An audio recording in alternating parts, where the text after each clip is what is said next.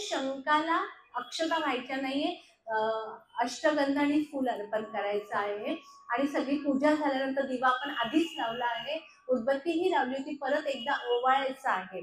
संध्याकाळचा एक नियम ठेवायचा आहे, प्रत्येकाने संध्याकाळी 7 वाजता जेव्हा लक्ष्मी, मागे मी सांगितलं होतं की 4 ते 5 हा प्रदोष काळ असतो, त्या काळामध्ये शिव हे पृथ्वीवर येऊन भ्रमंती करतात आणि 5 ते 7 हा लक्ष्मी मातेचा काळ असतो। मागच्या वेळेस सांगितलं होतं की ह्या दोघी बहिणी आहे, लक्ष्मी आणि अलक्ष्मी।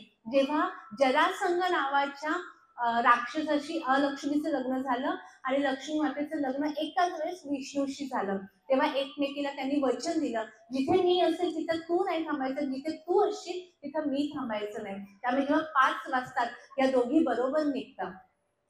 संध्याकाळी बघा आपण दिवे लागण्याची वेळ म्हणतोय, झोपू नये, जेवू नये, तर त्या जाता प्रत्येक घरामध्ये, जिथे दिवा लावलाय, नामस्मरण चालू, उदबत्तीचा सुगंध दुर्वळतो आहे, दारात दिवा लावलाय, रांगोळी काढलेली आहे ना, तिथे लक्ष्मी माता म्हणते मी बाहेर थांबते, तू आत जाऊ नये। लक्ष्मी माता आत येते, सगळीकडे फिरते, तिला ती प्रसन्नता वाटते आणि तिथे ती वास करते आणि बाहेरून अलक्ष्मी मातेला सांगते की तुला ह्या घरामध्ये प्रवेश नाही, ते मी स्थिर राहील।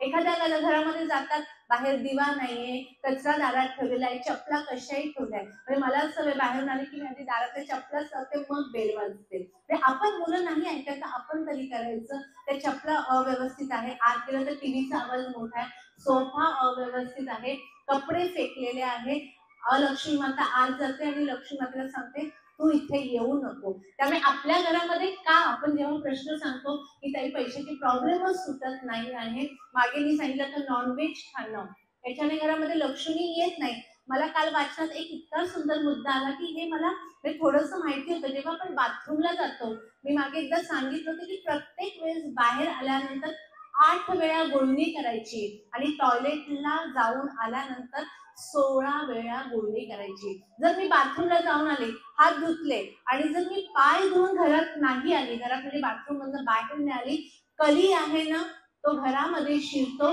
आणि मग घरातले पैसे नष्ट होणं, भांडणं, हा मुद्दा किती, आपण बाथरूमहून आल्यानंतर कधी पाय धुवत नाही, आपल्याला आपण घरातच आहे। त्यामुळे हा नियम चालू करा, मुलांना हा संस्कार करा की बाथरूमला जाऊनल्यानंतर बादली भरून ठेवा, थोडंसं पाणी पायावर घ्या।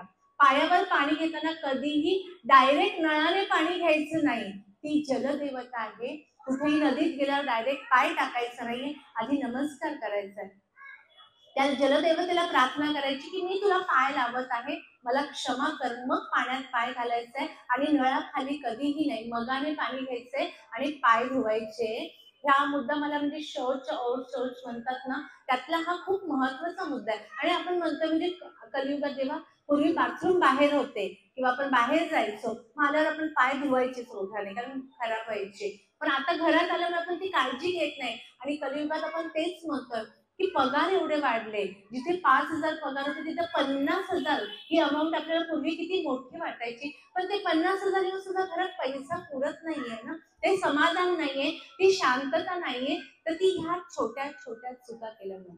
आता देवपूजा कधी करायची, सगळं आवरून झाल्यावर 12-12:30 नाही, सकाळी उठल्यावर 6ला उठताना 5:30चा नियम करा, उठायचे, व्यायाम करत नाहीये आपण, मला लक्षात आलंय, त्यामुळे इथे आठवड्यातून मी एक दिवस व्यायामाचा क्लास घेणार आहे।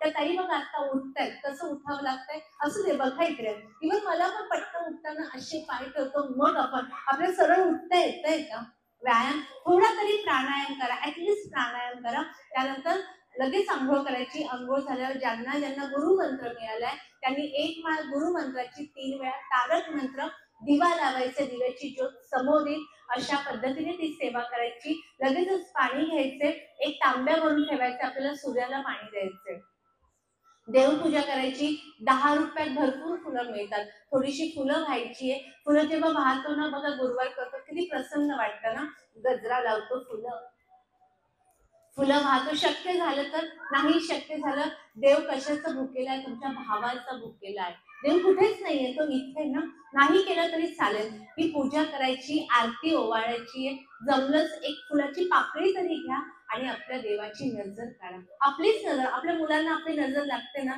लहान बाळाची आपण रोज नजर उतरवतो, मग ह्या देवांना बघा आज सुद्धा किती सुंदर दिसतात, नजर लागते की नाही, तर तर नजर काढा त्या देवाची आणि ती पाकळी कचऱ्यामध्ये टाकून द्या. नाही फुल, 4 मिठाचे खडे घ्या.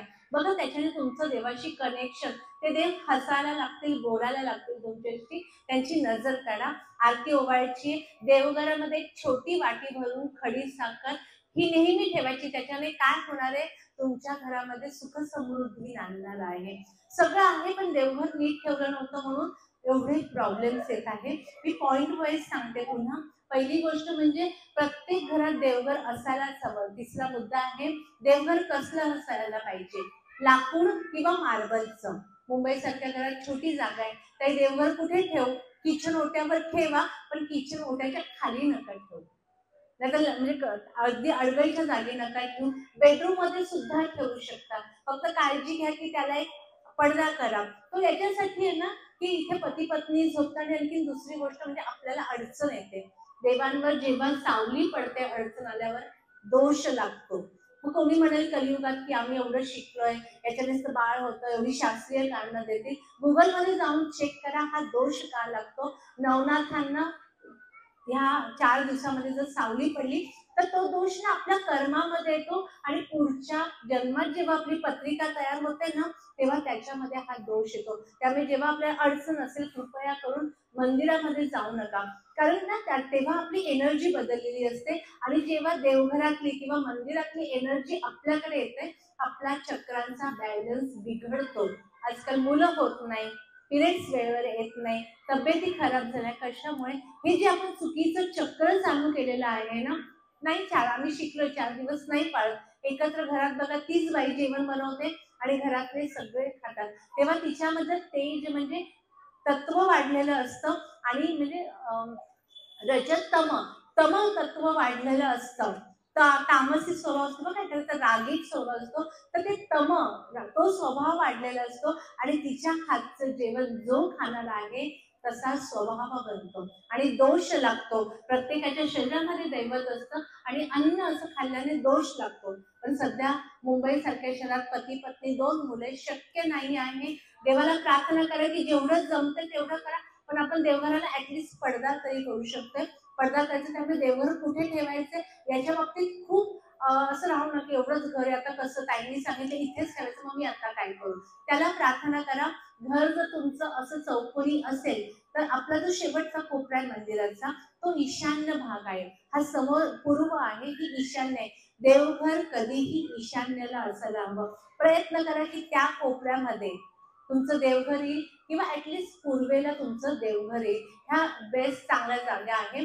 त्याची तोंड म्हणजे देवघर कधी असा हा फळा ठेवलाय आणि असे देव ठेवून दक्षिणेकडे देवांचं तोंड ठेवायचं नाही. त्याच्यात ऑप्शन एकच आहे, स्वामींचा फोटो असेल तर तुम्ही दक्षिणेकडे पाठ करून ठेवा.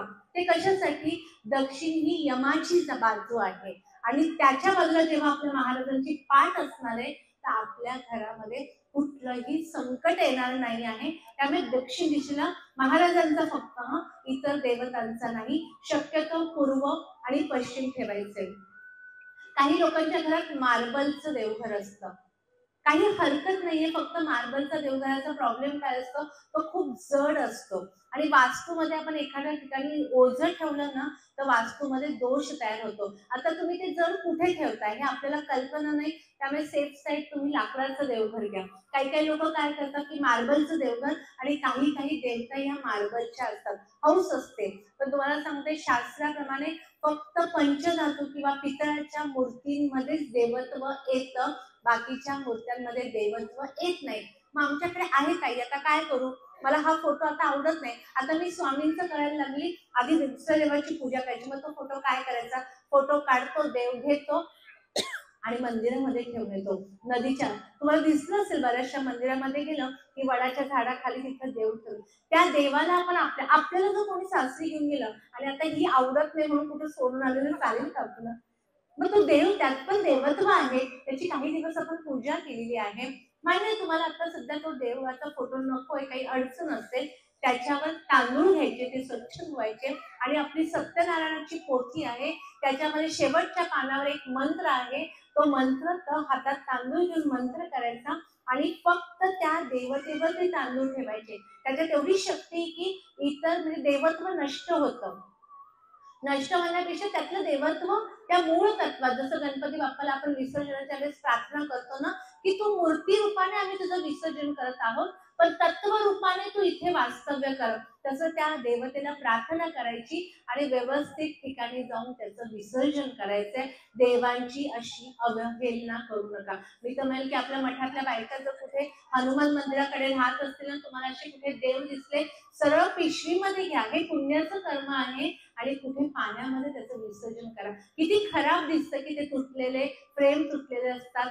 घरामध्ये पण बघा फोटो असतो स्वामींचा, कुठल्याही देवाचा, खूप जुना असेल, काही कारणाने त्याला एका साईडने बुरशी किंवा खराब व्हायला लागतो. तुम्हाला जाणवेल, समजा त्या पायाला त्रास होत असेल ना, आपल्या घरातल्या सगळ्यांच्या पायाला लागायला सुरुवात होते. त्यामुळे लक्ष ठेवायचं की माझे देव जुने झालेले आहे, माझे फोटो जर जुने झाले असेल तर त्याच्यावर अक्षता टाका आणि नवीन देव, जीर्ण झालेले, तुटलेले, भंगलेले, आपण कब्बशी साधी फुटलेली ठेवत नाही. असं म्हणतात ना, घरात फुटलेले ठेवू नये. मग देव कसे ठेवायचे? त्याच्यामुळे तुटलेले, भग्न झालेले देव ठेवायचे नाही आहे.